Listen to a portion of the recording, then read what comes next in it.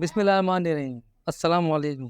مشہور اداکارہ یشما گل نے ڈاکٹر ذاکر نائک سے سوال کیا کہ وہ ماضی میں لادین ہو گئی تھیں۔ ڈاکٹر صاحب کے بیانات سن کر اور ویڈیوز دیکھ کر وہ واپس دین کی طرف آئی ہیں۔ اسی سلسلے میں یشما گل نے ایک سوال بھی کیا۔ سوال یہ تھا کہ اگر سب کچھ پہلے سے لکھ دیا گیا ہے تو جو کانسیپٹ ہے کہ اگر ایک چور کہیں پہ چوری کرتا ہے تو وہ پہلے سے لکھ دیا گیا تھا، تو اس میں اس کا کیا قصور ہے؟ ڈاکٹر صاحب نے اس کا بہت ہی زبردست جواب دیا۔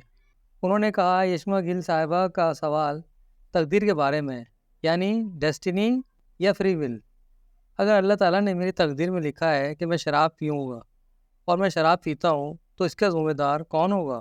یہ سوال بہت ہی کامن ہے، لیکن اکثر مسلمان یہ سوال پوچھتے گھبراتے ہیں کہ کہیں ان کے خلاف کفر کو فتویٰ نہ دے دیا جائے۔ اللہ تعالیٰ قرآن مجید میں انسانوں کو سوال کے لیے انکریج کرتے ہیں، اس لیے قرآن مجید میں 323 مرتبہ قل کہا گیا ہے، یعنی ان سے کہو۔ یعنی سوال کرنا کوئی بری بات نہیں۔ یہ سوال مجھ سے اکثر پوچھا جاتا ہے۔ ہم تقدیر کو مانتے ہیں، ہمارا اس پر ایمان ہے، یعنی اگر اللہ تعالیٰ نے ہماری تقدیر میں لکھا ہے کہ میں قتل کروں گا اور میں قتل کر دیتا ہوں تو اس کا ذمہ دار کون ہوگا؟ یہ سوال 35 سال پہلے بھی مجھ سے جب میں دعوت کا کام شروع کر رہا تھا کیا گیا، اور یہ سوال مجھے بہت پریشان کرتا تھا۔ پھر اللہ کی مدد سے مجھے اس کا جواب مل گیا، تو وہ جواب میں نے پہلے علماء کرام کو دکھایا اور علماء کرام سے پوچھا تو انہوں نے کہا ماشاءاللہ بہت اچھا جواب ہے۔ اب میں اس کی ایک مثال دیتا ہوں کہ اگر ایک ٹیچر کلاس روم میں 100 بچوں کو پڑھا رہی ہے، 1 سال پڑھانے کے بعد ٹیچر کہتی ہے کہ یہ بچہ ایگزام میں فرسٹ کلاس فرسٹ آئے گا، دوسرا بچہ سیکنڈ آئے گا اور تیسرا بچہ فیل ہو جائے گا، اور ایگزام کے بعد ان کا اندازہ بالکل ٹھیک نکلتا ہے جیسا کہ انہوں نے کہا تھا۔ انہوں نے جس بچے کے بارے میں یہ کہا تھا کہ فرسٹ کلاس فرسٹ آئے گا وہ اسی طرح آتا ہے، اور جبکہ سیکنڈ کے بارے میں جو کہا تھا وہ بھی اسی طرح ہوتا ہے، اور جس بچے کے بارے میں کہا تھا یہ بچہ فیل ہوگا وہ فیل ہو جاتا ہے۔ کیا فیل ہونے والا بچہ کہہ سکتا ہے کہ کیونکہ ٹیچر نے پریڈکٹ کیا تھا کہ میں فیل ہو جاؤں گا اس لیے میں فیل ہو گیا؟ کیا وہ ایسا بول سکتا ہے؟ ظاہر ہے کہ نہیں۔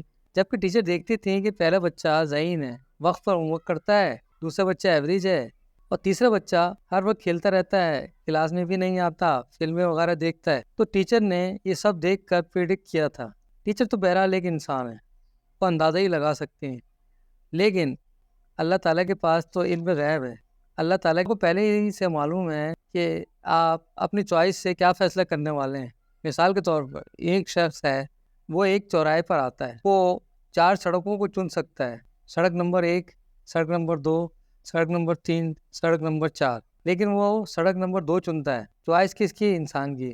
لیکن اللہ تعالیٰ کو اپنے علم غیب سے پہلے ہی معلوم ہے کہ 5 اکتوبر کو رات 1 بجے یہ بندہ چوراہے پر آئے گا، اس کے بعد 4 چوائس ہوں گی، سڑک نمبر 1، سڑک نمبر 2، سڑک نمبر 3 اور سڑک نمبر 4، اور اللہ تعالیٰ پہلے سے جانتے ہیں کہ وہ سڑک نمبر 2 ہی چنے گا، اور اللہ تعالیٰ لکھ دیتے ہیں کہ یہ شخص سڑک نمبر 2 چنے گا۔ لہٰذا سڑک نمبر 2 کس نے چنی؟ اللہ تعالیٰ نے یا بندے نے؟ تو اس کا ذمہ دار ظاہر انسان ہی ہوگا، کیونکہ انسان ہی نے اسے چنا تھا۔ اسی طرح ایک اور مثال ہے، ایک شخص کے بارے میں اللہ تعالیٰ پہلے ہی سے جانتے ہیں کہ وہ گریجویشن کرنے کے بعد اپنا ریس ایمانداری سے حاصل کرے گا یا چیٹنگ کر کے۔ وہ شخص اپنا ریس اپنی چوائس سے چیٹنگ کر کے حاصل کرتا ہے، کہ اللہ تعالیٰ ہی جانتے ہیں کہ یہ دونوں چوائس کے باوجود وہ شخص چیٹنگ کر کے ریس حاصل کرے گا، لہٰذا اللہ کے یہ پہلے سے لکھا ہے۔ اس میں ظاہر انسان اپنی مرضی سے غلط طریقے سے رزق کما رہا ہے، لہٰذا اس کا ذمہ دار بھی انسان ہی ہوگا۔